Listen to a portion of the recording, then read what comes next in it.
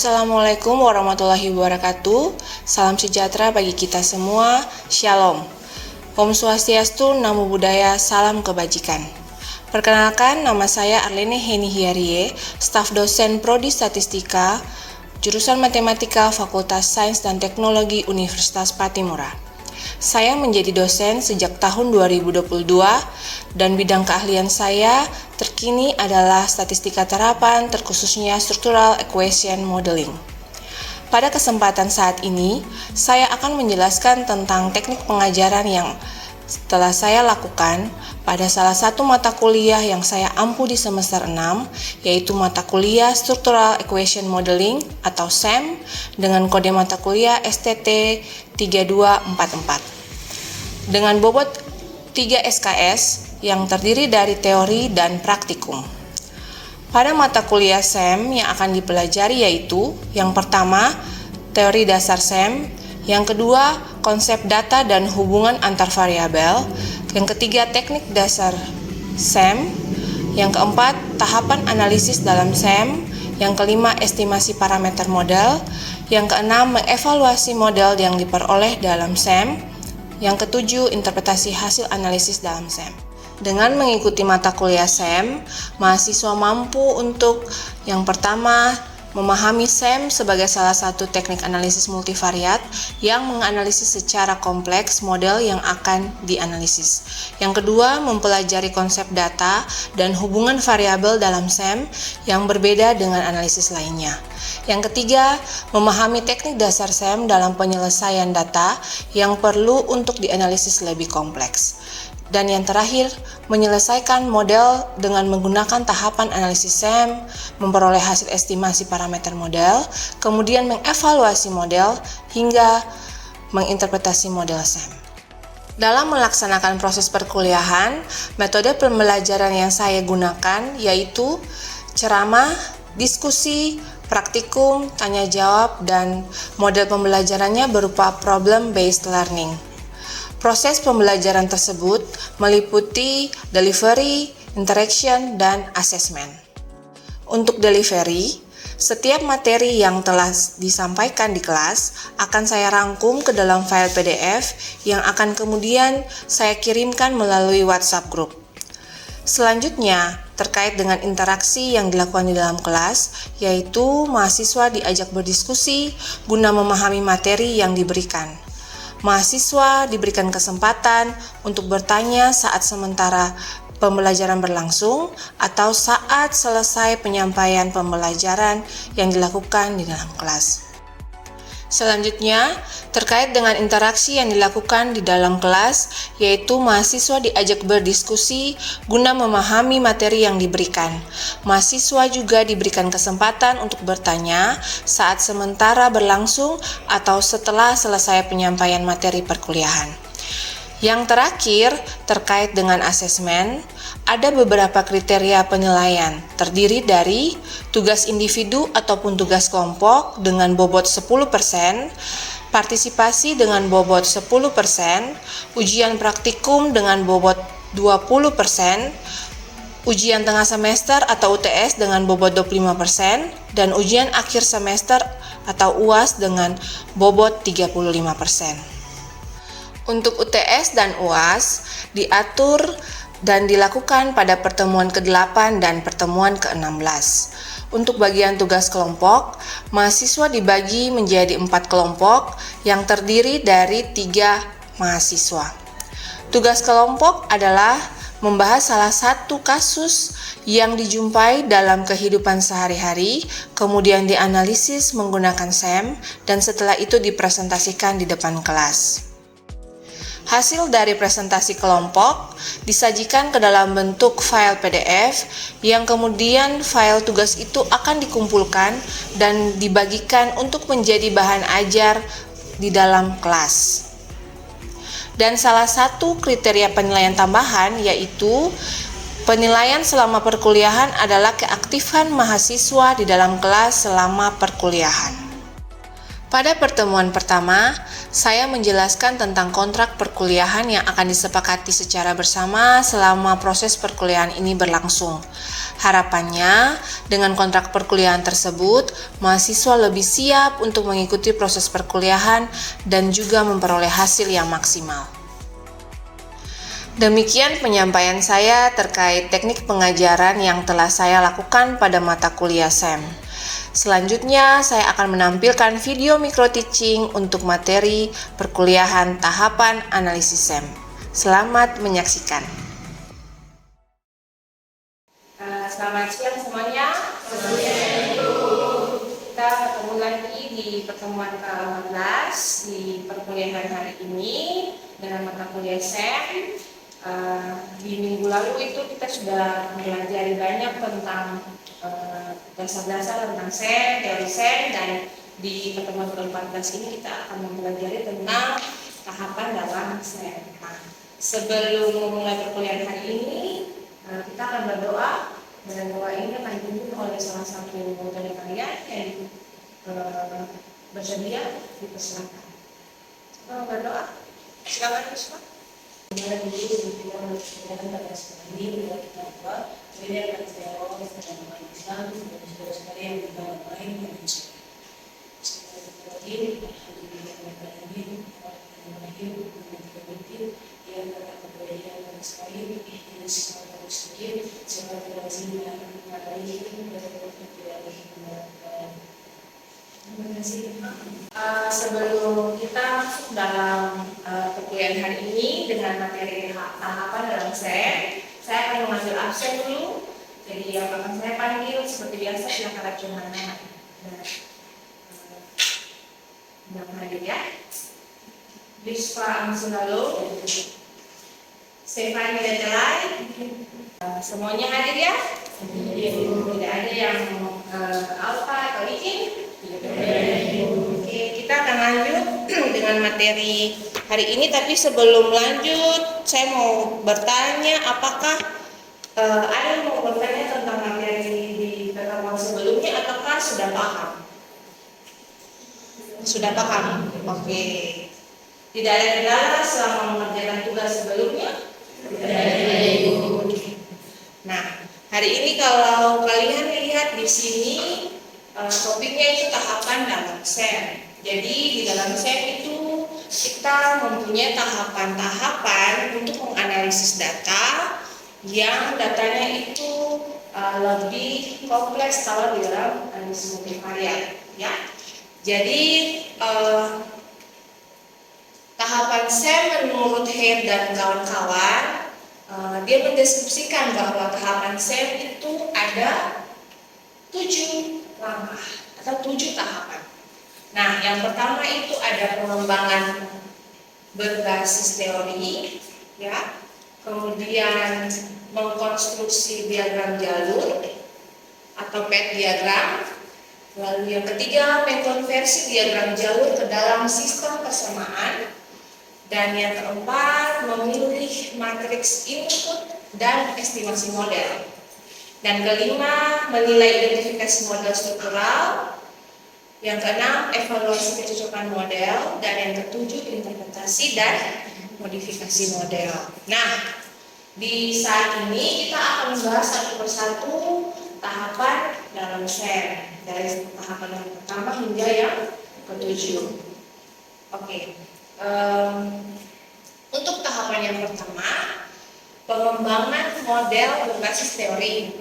Kalau di sini kalian bisa lihat, untuk mengembangkan model berbasis teori itu yang pertama kita akan mengembangkan model yang berbasis hipotetik. Ya, artinya apa? Kita mengembangkan suatu model berdasarkan kajian-kajian teoritis. Jadi kajian-kajian teoritis yang mungkin kalian jumpai saat membaca studi literaturnya atau pada saat kalian melihat artikel-artikel yang ada yang berkembang dan kalian ingin mengembangkan dia dalam satu model yang baru. Nah, yang kedua kalian lihat di sini ada peneliti harus memiliki wawasan dan landasan teori. Nah, kenapa peneliti harus memiliki wawasan dan dasar teori yang luas karena di dalam SEM itu dia mempunyai variabel-variabel yang kompleks, dalam arti variabel-variabelnya itu tidak bisa langsung seperti regresi linear ganda itu dia langsung menjelaskan variabel itu, tapi dia butuh penolong yang kalau di minggu lalu kita sempat membahas tentang indikator, ya. Nah, dia membutuhkan indikator-indikator. Jadi, kalau di dalam satu variabel, kalau yang saya jelaskan di minggu lalu, itu kan variabel laten, misalnya dia bentuknya bentuk apa ini? Oval. Bentuk oval. Kalau bulat lingkaran berarti begini. Nah, bentuknya oval. Jadi variabel latennya itu membutuhkan indikator. Nah, indikatornya itu dia bentuknya kotak, ya. Kotak. Terserah dia mau membutuhkan indikatornya berapa. 3 kah atau lebih dari 3 juga tidak masalah. Semakin banyak indikator yang menjelaskan variabel laten berarti semakin baik. Nah, berikutnya tahap yang kedua. Yang kedua ini mengkonstruksi diagram jalur atau pet diagram. Nah, di sini tujuan dari mengkonstruksi diagram jalur supaya apa? Supaya kita mengetahui pola hubungan antara variabel laten dengan indikator, ya, atau menunjukkan hubungan kausal antara variabel eksogen dan endogen, ya. Kemudian kalau ada kata diagram jalur dikonstruksi berarti harus ada apanya? Gambar, toh? Harus ada punya gambar. Nah, gambar-gambar ini yang dimaksudkan sebagai kita mengkonstruksi dia punya diagram jalur. Jadi, Ibu X1-nya apa? X1-nya apa? Kalau kalian lihat di sini. Faktor predisposisi dengan 3 indikator, ya. Kemudian faktor pemuat sebagai X2 dan faktor pemungkin ini sebagai X3, ya.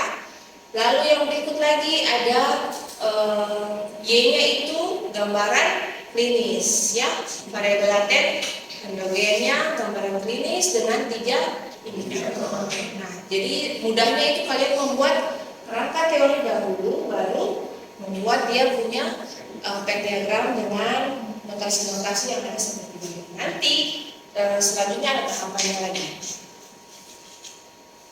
Nah, yang berikut tahapan ketiga yaitu mengkonversi diagram jalur, ya, mengkonversi diagram jalur ke sistem persamaan. Coba kalian lihat apa bedanya yang ada di tahapan ketiga ini dengan yang tadi yang kedua. Coba lihat. Kurang jelas kan gambarnya?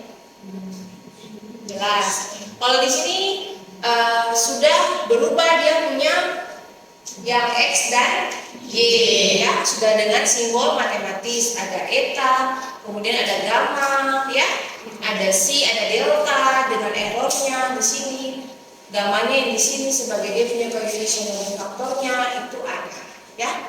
Oke, mungkin sampai di sini ada yang mau bertanya? Ya, Silakan, Aldi. baik, saya ingin bertanya, pada anak panah di gambar itu antara variabel indikator dan variabel laten, tetapi ada juga yang sebaliknya variabel indikator dan variabel laten. Kira-kira itu ada perbedaannya seperti apa ya? Terima kasih. Ya, terima kasih pertanyaannya, Naudi. Pertanyaan yang baik sekali. Nah, kalau kalian cermati, di sini ada variabel laten dan indikatornya. Nah, ada juga kalau tadi Naudi sampaikan bahwa ada yang dari indikator arah panahnya ini ke variabel laten. Jadi tentu ada perbedaan, ya. Jadi antara kalau yang variabel laten ke indikatornya itu dinamakan dinamakan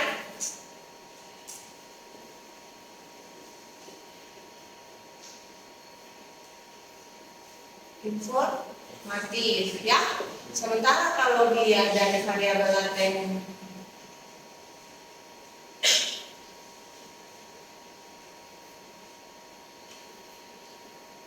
misalnya ada 3 indikator, kita punya. Jadi semua indikator itu dia di variabel laten. Itu namanya reflektif. Jadi kalau yang ke variabel laten kayak indikator itu informatif, reflektif itu indikator ke variabel laten. Jadi ada perbedaan. Kenapa berbeda? Jadi kalau misalnya informatif berarti segala sesuatu dari variabel indikator itu dia merepresentasikan dari variabel laten, tidak berbeda, dia punya informasinya. Sementara kalau reflektif misalnya bisa indikator yang 1, 2, dan 3 itu dia dari faktor-faktor yang berbeda, tapi dia masih ada terangkum di dalam variabel laten ini. Ya beda ya. Kalau ini dia bisa sama, kalau informatif, tapi kalau reflektif itu dia bisa berbeda antara indikator yang 1, 2, dan 3. Oke. Kalau kalian perhatikan ya, di sini dia hanya mempunyai 1 indikator. Sebenarnya dia sangat riskan ya untuk model karena artinya itu dia kurang merepresentatif dari variabel laten tersebut karena hanya punya 1 indikator sebagai penjelas dari variabel laten ini. Jadi sangat riskan, harus datanya juga yang mencukupi.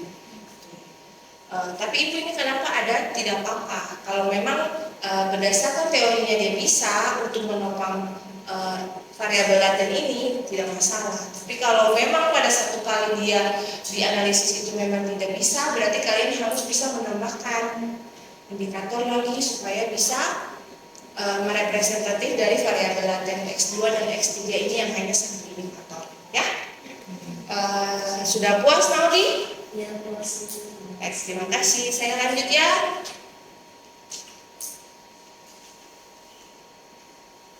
Nah, tahapan berikutnya kita akan mengkonversi diagram jalur ke sistem persamaan yang tadi, ya.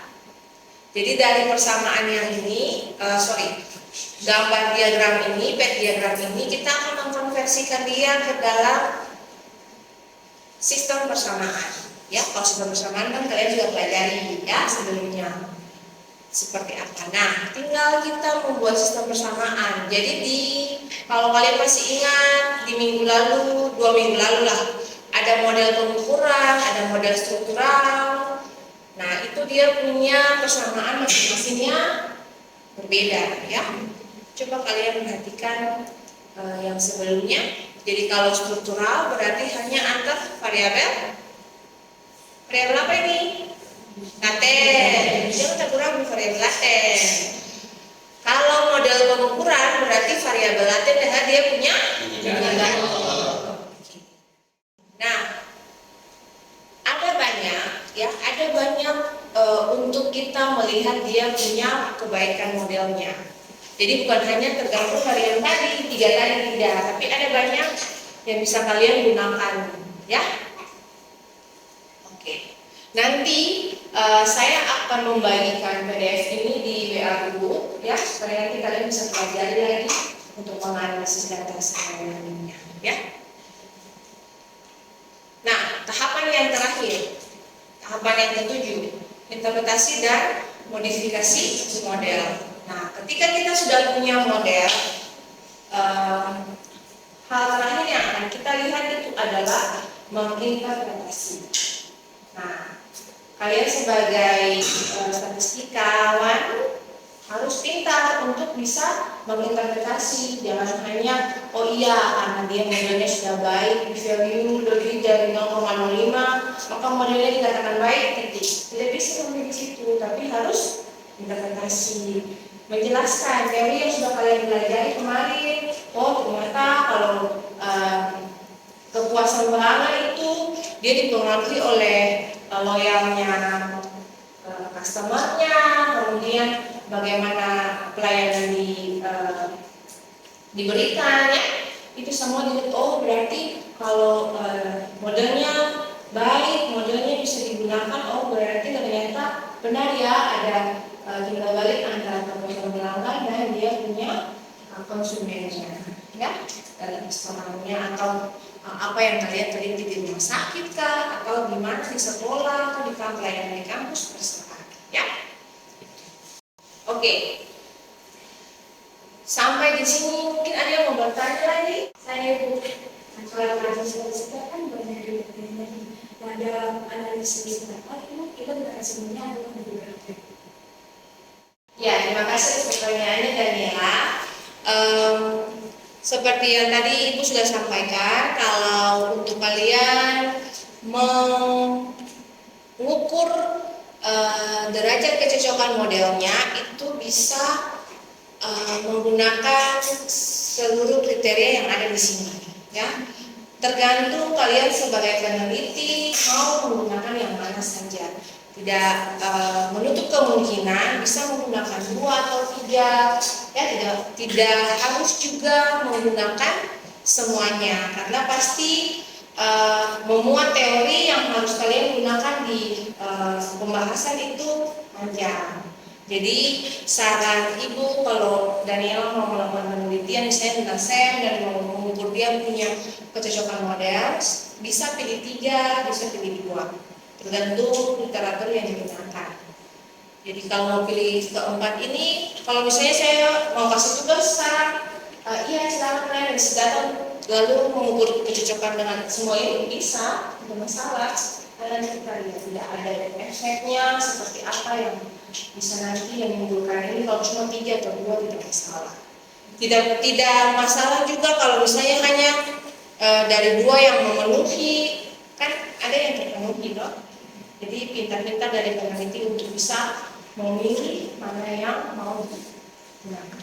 Oke, terima kasih. Sudah puas? Terima kasih Daniela. Oke, sekarang saatnya kita akan latihan sedikit ya terhadap apa yang tadi sudah Ibu kemukakan dari tahap 1 sampai 7. Sekarang coba angkat kertas lalu kita latihan. 1 soal. Ya. Pemanasan dulu hari ini.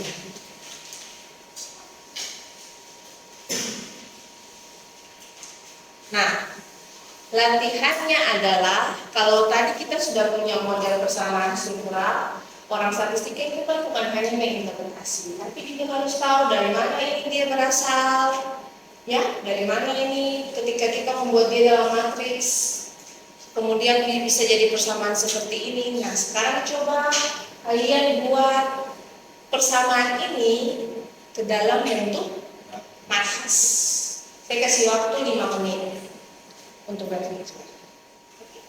Oke, waktu selesai. Sekarang sudah saatnya coba satu orang dengan sukarela yang mau mengerjakan di depan tentang latihan ini. Saya Bu.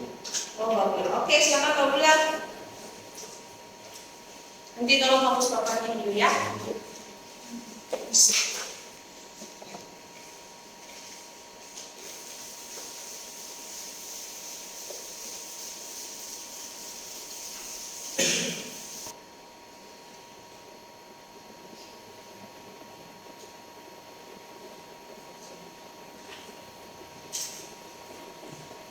Oke, terima kasih Mbak Bula. Bisa membacanya. Jadi teman-teman di sini bersama matriksnya itu di mana di sini eta 1 sama dengan matriks dari gamma 11, gamma 12, gamma 3, 00 dan dengan matriks dari si 1, si 2, si 3 ditambah dengan matriks dari zeta 1. Oke, terima kasih. Terima.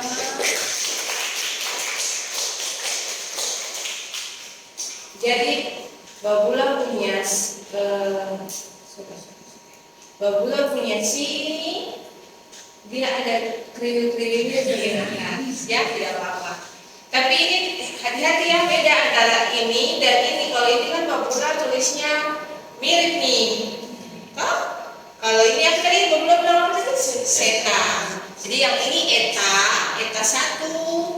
Kemudian ini gamma 11, jadi matriksnya nanti terdiri dari gamma 11, gamma 12, gamma 13, 0, 0, 0, lalu dikalikan dengan si 1, si 2, dan si 3. Nah, jadi kalau ini dikali dengan ini kan nanti dia bentuknya seperti ini toh. Nanti ditambahkan dengan yang di belakang ini, yaitu seta 1 ya, seta 1. Saya perbaiki ya, supaya jangan dia sama dengan yang si. Kalau seta 1 ini coba kalian perhatikan, ini apa? Merupakan apa? Kalau dari persamaan ini kan dia memiliki persamaan apa? PB, selisih toh. Nah, kalau ini berarti error. Ya, error. Jadi dia merupakan error dari persamaan yang struktural. Nanti error untuk persamaan model pengukuran juga, yang persamaan pengukuran juga ada errornya. Beda lagi simbolnya nanti kalau kalian mau lihat lebih jelas itu di saya punya tadi yang berapa persamaan yang konversi diagram dan persamaan itu ada titiknya. Nanti saya kirim dia punya materi ya. Kemudian nanti tugas juga akan menyusul di WA group ataupun nanti di Google Classroom yang nanti akan saya bagikan seperti biasa. Karena nanti karena sudah sampai di pertemuan ke-14 ini, pertemuan ke-15 kita akan menganalisis data dengan menggunakan Smart PLS juga untuk menyelesaikan permasalahan data yang ada dengan menggunakan SEM. Ya, jadi semoga bermanfaat untuk kalian semua di hari ini. Sampai ketemu nanti di pertemuan ke-15 dengan kita praktikum nanti dengan Smart PLS ya. Jadi nanti yang membawa laptop silahkan bawa ya, kita praktikum sama-sama. Oke. Mengakhiri hari ini ada yang mau berdoa? Oke.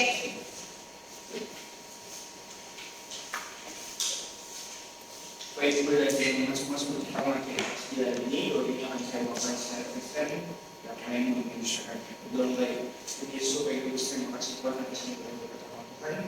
Kami telah selesai belajar mengenai doa ini materi tentang tahapan saya kiranya materi ini dapat membantu Tuhan dan akhirnya kami dapat mendapat sesuatu yang mereka yang memulai Tuhan.